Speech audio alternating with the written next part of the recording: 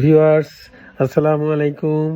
Live on camera 68 Facebook এবং YouTube পেজের পক্ষ থেকে আপনাদেরকে শুভেচ্ছা জানাই।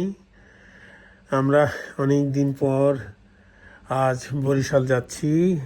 প্রিয় আলহাজ আব্দুস সালাম বিশিষ্ট ব্যবসায়ী, তার আমন্ত্রণে আমাদের অতি নিকটজন বন্ধু মানুষ, দীর্ঘদিন থেকে উনি আমাদেরকে আমন্ত্রণ জানাচ্ছিলেন ওনার এখানে যাওয়ার জন্যে। তো আমি এবং আমার এক ভাই আলহাজ আবুল কালাম, তাকে সঙ্গে নিয়ে আমরা ইনশাল্লাহ বরিশালের দিকে যাচ্ছি। গ্রিন লাইন এক্সপ্রেসে এই সার্ভিসটি নিয়ে আমার অনেক আপত্তি রয়েছে।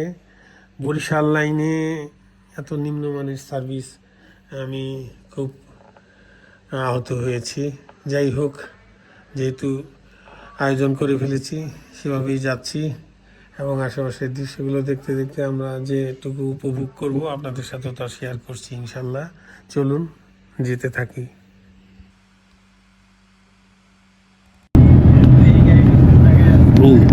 এটা ভেঙে গেছে, আমার হাতটা ইচ্ছা করলে চাইলে কাটা যাবে। এখানে এই গ্লাসটা আলগা হয়ে আছে, এই যে টুকরাটা এখানে হাত দিয়ে করলে এই যে এখানে কাছে গোড়া যথারীতি পড়ে আছে। এখানে এই যে কেউ হাত রাখলে অজান্তে হাতগুলো কেটে যাবে। এই ভাঙাচোরা গাড়ি এইসব, কিন্তু ভাড়ায় কিন্তু কম না। ভাড়ায় এখানে আমাদের ভাড়া নিচ্ছে হলো 1200 টাকা করে। আমাদের ডিস্টেন্স কত ঢাকা থেকে?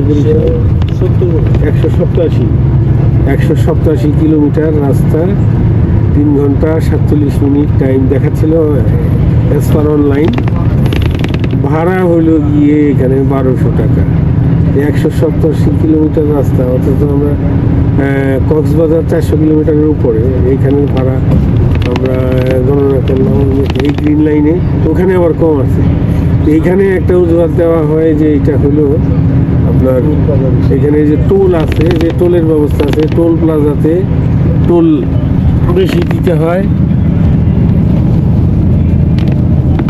এই টোল প্লাজার কারণে এইখানে ভাড়াটা বেশি, কিন্তু এই ভাড়াটার ডিস্টেন্স অনুযায়ী 800 টাকা সর্বোচ্চ হওয়া উচিত। সেখানে টোলের নামে যদি আরও 400 টাকা অতিরিক্ত নেওয়া হয় পার হেড 400 টাকা। এই গাড়িতে 5 সিটের গাড়ি, এটা 28 ইন্টু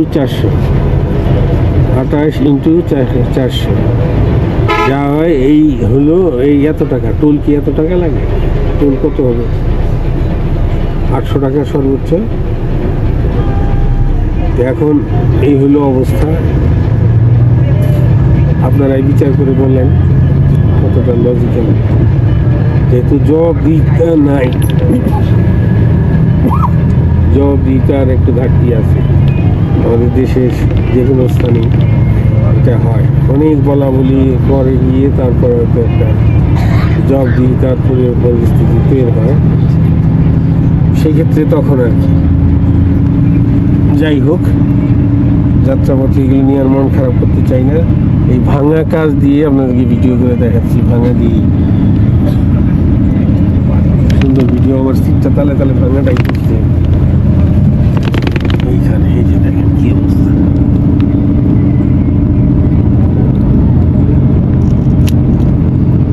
হাতটা তো কেটে যাবে, আমি দেখতে পাচ্ছি। তো চলুন আস্তে আস্তে আগাই।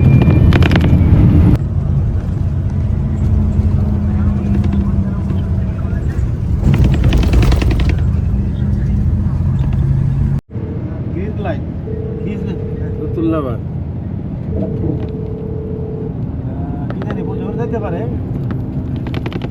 পটুয়াখালী পর্যন্ত যাবে বললো। নতুল্লাবাদ নামা দিল, পটুয়াখালী যাবো না। নতুল্লাবাদ আর বলবো না, আর ভুলবে না। মুখস্থ নতুল্লাবাদ মস্ত জি জি। আসসালামু আলাইকুম।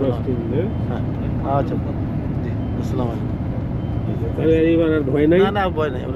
আপনি সাক্ষী, আমি সাক্ষী, ভাই সাক্ষী, ভুল হবে না। আমরা এখন এটা বোধহয় সেই লম্বা ব্রিজে উঠে পড়ছি। এইটা পদ্মা সেতু। পদ্মা সেতুতে উঠে পড়ছি, আর কোনো ভয় নেই। বাংলাদেশের বৃহত্তম পদ্মা সেতু, বিশ্বের 8ম বৃহত্তম, সম্ভবত 8ম বৃহত্তম।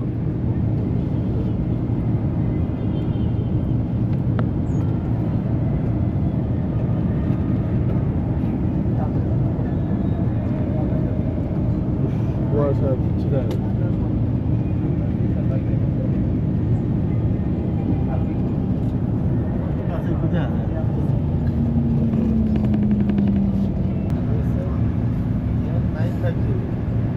এখন বাজে 11:15, অথচ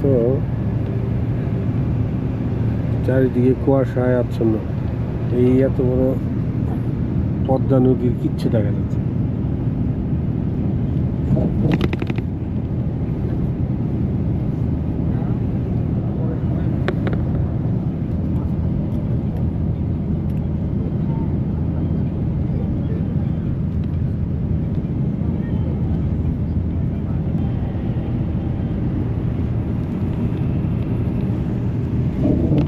গোল্ডেন লাইন বাস আমাদেরকে ছাড়াই যাচ্ছে।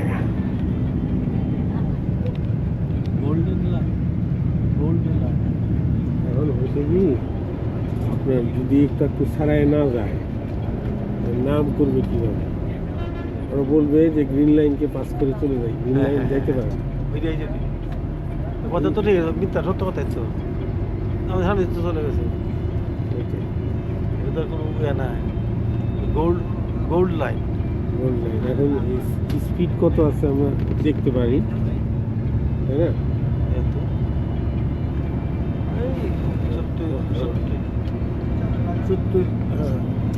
দেখি স্পিড কত আছে বলে 83 কিলোমিটার পার আওয়ার।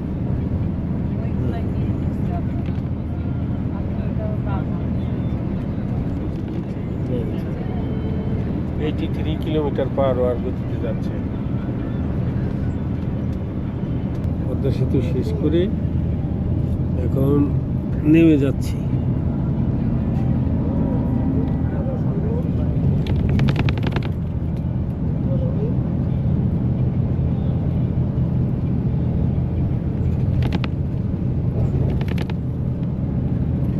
এই নেমে আসলাম।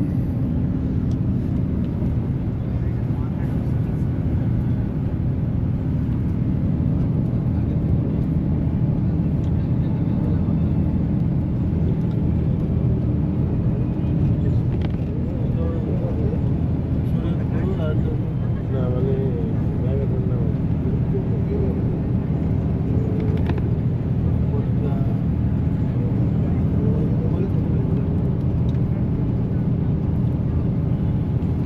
জাজিরা প্রান্তে আমরা এখন পার হচ্ছি।